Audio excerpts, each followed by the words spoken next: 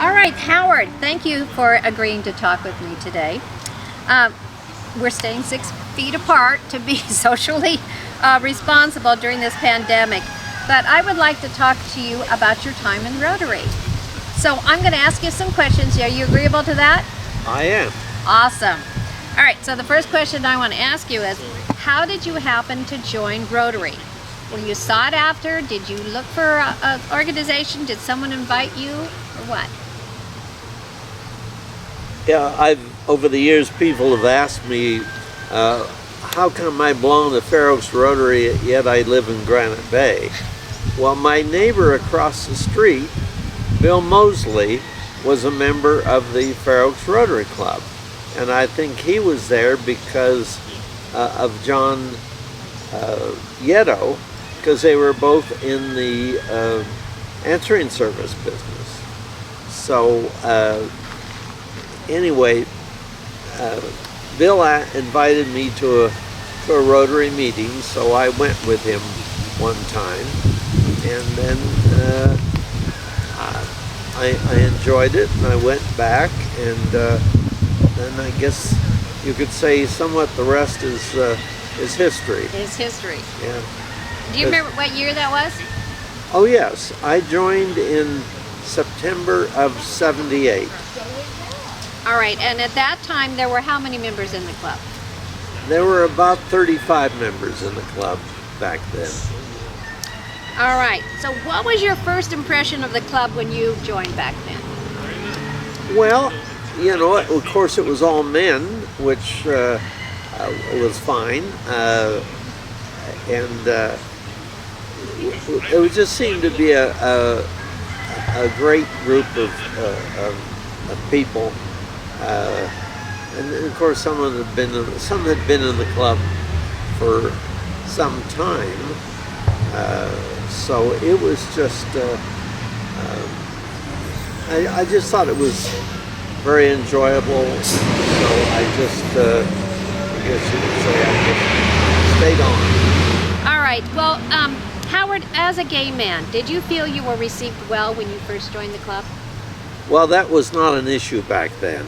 It was many years later that one night we were at a fundraiser, and I had this good-looking man with me, and of course, you know, I was used to once in a while, not very often, once in a while I'd go to the clubs, and of course men were always dancing with each other, so you know, that didn't bother me.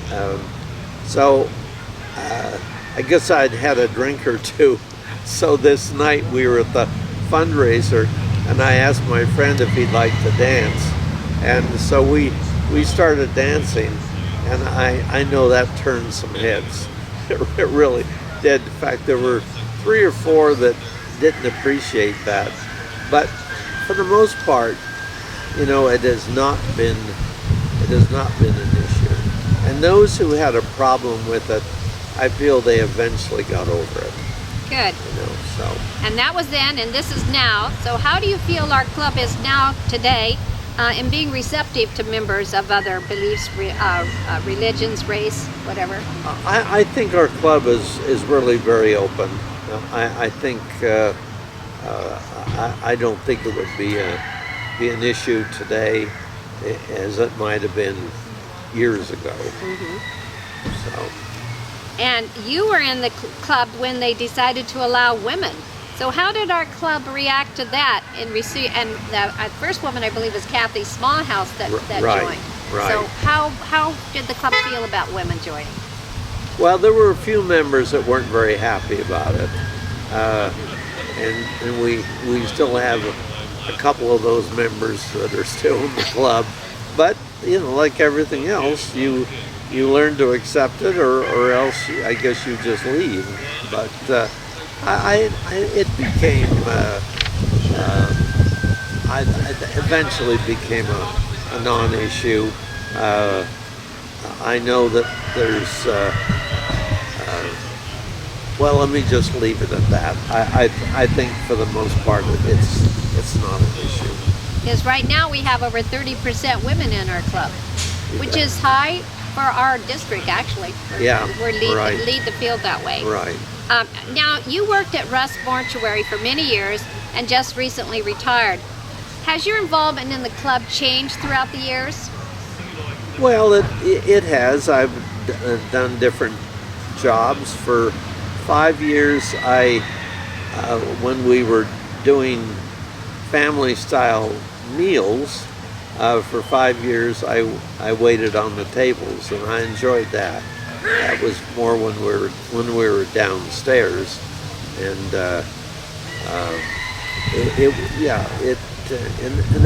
that worked out well.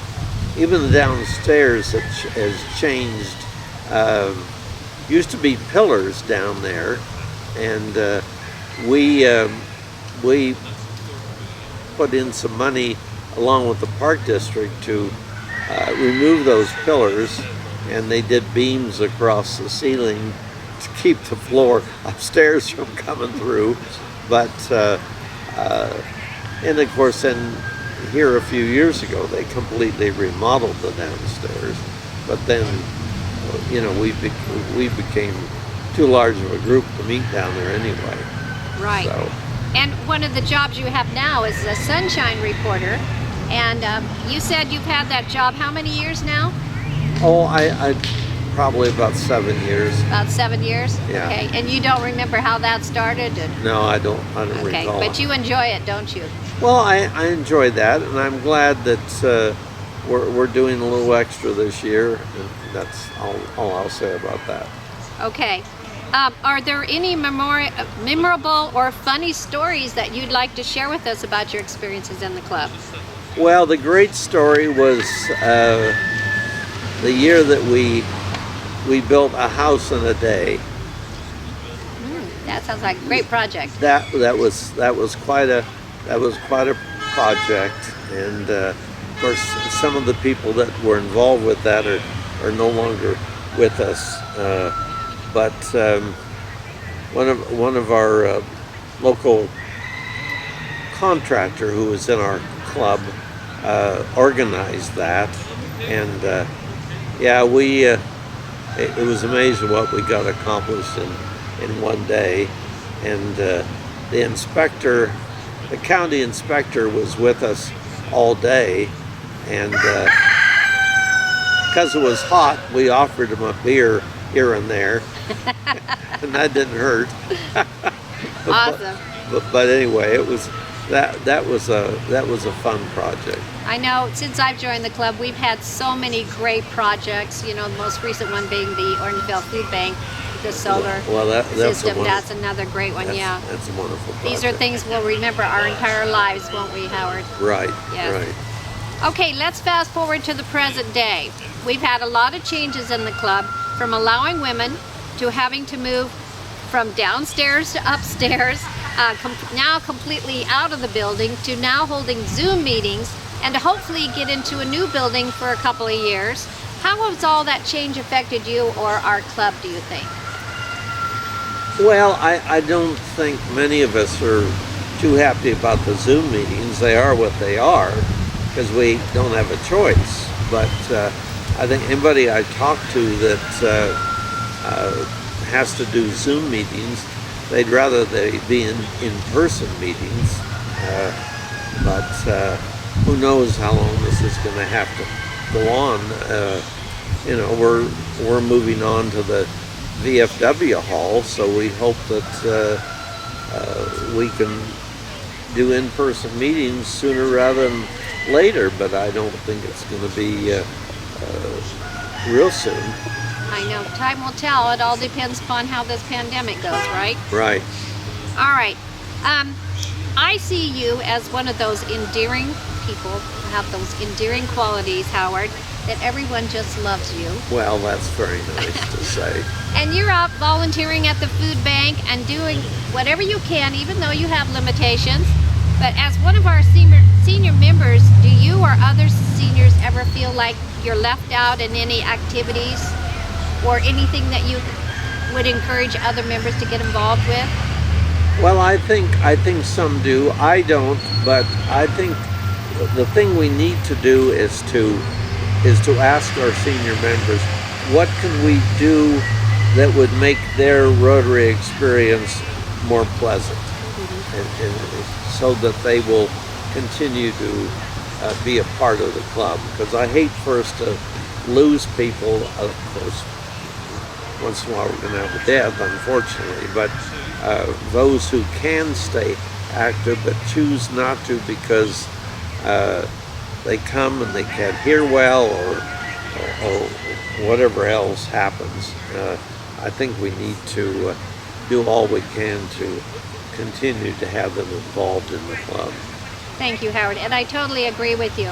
You know, as senior members, you're our foundation. You built this club, and we only want to enhance and build what you have already started. So you're all part of our Rotary experience, and we all want to acknowledge you for that. We appreciate our forefathers, shall we say. Well, Don't want to throw out the baby with the bathwater, right? I wanted to tell one other story. Okay. I was president in 91, 92. Well, the man who was president just before me was the wonderful Bill McPhail. And he said to me one day, he said, "Howard, why don't you succeed me as president?" I said, "Well, I don't know about that," because I was still involved in business. And he said, "Well," he said, "if you will do that," he said, "I will help you." And so Bill was a wonderful person, and I said, "Well, that being the case, I will." But the sad part to that story was, of course, I took over July 1st, and Bill was diagnosed with cancer in the first part of August, and he passed away the following month in September. Sorry to hear that. Well, you must Yeah. have succeeded just fine, though. Well, you know, I say that once you've done it 52 meetings, if you're ever shy about being before a group, you won't be after that. You know? I totally understand. You know how shy I am, and it's really hard for me. Of course, you've only been involved forever with your Tupperware, so I don't think that really applies to you. I think this would be a walk in the park. Well, I don't know about that. But the chickens are saying hello. It's time for them to get some attention. I'm honored to have you, to call you my friend. Thank you. And have gotten to know you so much better through our Rotary times together. So thank you so much for talking to me today. I really do appreciate it. Thank you. You're welcome, Diane.